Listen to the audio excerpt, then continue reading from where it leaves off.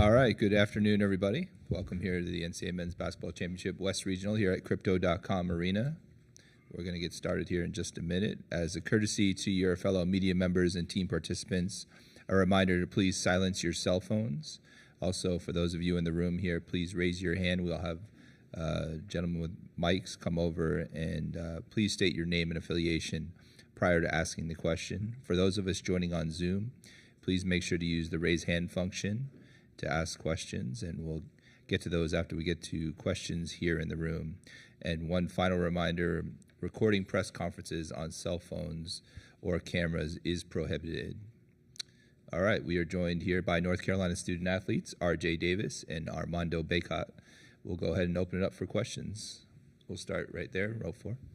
Ryan Hennessy, NBC 13 in Birmingham. Alabama's known for their offense, but through the past and this season, they've struggled on defense.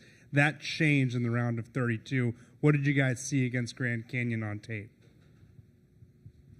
I thought Alabama definitely did a good job just on their game plan of defending Grand Canyon's actions. I mean, obviously, the way Alabama can score the ball, I mean, for most of the part of the season, the defense doesn't even really matter in a sense because they are the number one offense in the team. I mean, in the country.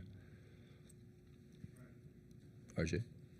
I mean, I think they did a good job of kind of just playing their brand of basketball. I mean, they're known for transition threes, and they rely on threes and layups and dunks. So, but they did a good job of kind of just playing their defense, corralling the paint, being in the gaps, and kind of just turning the ball over. There's a lot of up and down, so that's what we're expecting for tomorrow's game. Again, if you have a question, raise your hand. We'll go next here in the second row. Adam Smith with Inside Carolina, guys. What's going on? Armando, I wanted to ask you about RJ and like his toughness. Do you feel like that's maybe an underrated part of his game for all the other things that he does? Some of the beatings that he takes and that he plays through. Yeah, for sure. I mean, just all year and all throughout his career, the way he's been able to go down the paint and finish at an elite level. I mean, he's probably the best finishing guard in the country, so that just speaks on his toughness right there. But also, too, what's been underrated this year, I think, about RJ is just his toughness defensively. All year, we've asked so much out of him offensively to score the ball, play make, do all these different things. But, I mean, defensively, I don't think he get enough credit for just how great he's been defensively, just on the ball, off the ball, and just taking on challenges, guarding the best players. We'll go next to the second row over here. Beth Harris, AP. Armando, the ACC got a lot of criticism this year about the quality of play, and yet there's 4 teams now at this stage of the tournament. Do you guys kind of take a bit of a chip on your shoulder at all that, the league was talked about that way and yet has now produced this? Definitely. I mean, you see it every year, I think, especially since, 2018, once, Kobe White, Zion, and all of them left. I feel like the respect for the ACC just in general kind of went down. But you look at every year in the tournament, we always got a couple of multiple teams later deep in these rounds. And I think it's a lot of stuff that goes into it. I think most ACC programs are playing a high-level non-conference schedule too, so I think that really plays a factor. And I feel like in other conferences might not be as strong, or they're kind of manipulating it in a way in some sense. And I mean, this year was definitely crazy because you look at how great NC State has been playing, how great Duke has been playing, but Clemson, too, has been great. But, I mean, you look at teams like Pitt, who's beaten 3 or 4 of those teams that I just named, and also, too, UVA, they obviously got out. But I think this year was a lot of ACC teams that were deserving that didn't get a chance to make it. And hopefully, I think everyone sees just after this year, how competitive ACC basketball is and how good the teams are. We'll go next to the fourth row. RJ, when you look at Alabama's team, you can't go far to find Mark Sears on the stat line. He's the highest scorer, going to be playing against you. What's that matchup you're looking forward to, and what do you see out of Mark Sears' game? Yeah, I mean, I think it's a really good matchup, both All-American guards, and I have a lot of respect for his game. Just the way he orchestrates the offense, he's able to get to his spots, does a good job of kind of just setting his man up, using ball screens, and he's the head of the snake. So I think it's going to be a good matchup from both sides, from my end and his end.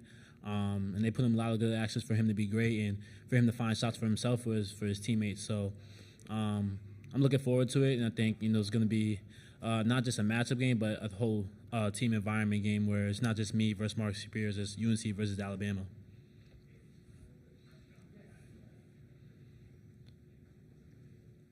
All right, reminder to raise your hand if you have a question. We'll go next to the back. With how big sports betting has become, how aware are you guys of that aspect to college basketball? Do you hear from fans? Are there interventions? How do you deal with that side of it that has grown so much? It's terrible.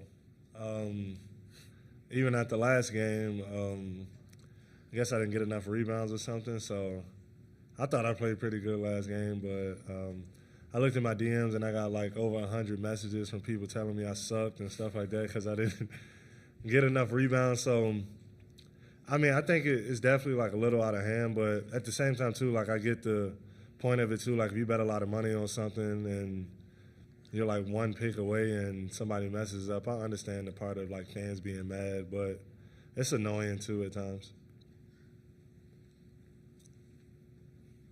For those on Zoom, a reminder to use the raise hand function if you want to ask a question. Any questions here in the room? All right, one final call for questions on Zoom. RJ, Armando, thank you very much. Thank you. Appreciate it.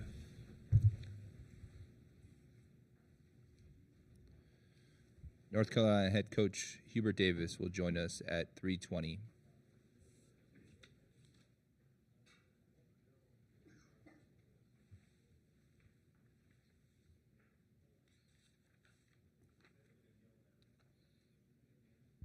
A reminder that Hammond Communications will post a recording of this press conference in the NCAA Digital Media Hub. That is at ncaa.veritone.com, and a transcript of this press conference will be provided by ASAP and will be posted shortly.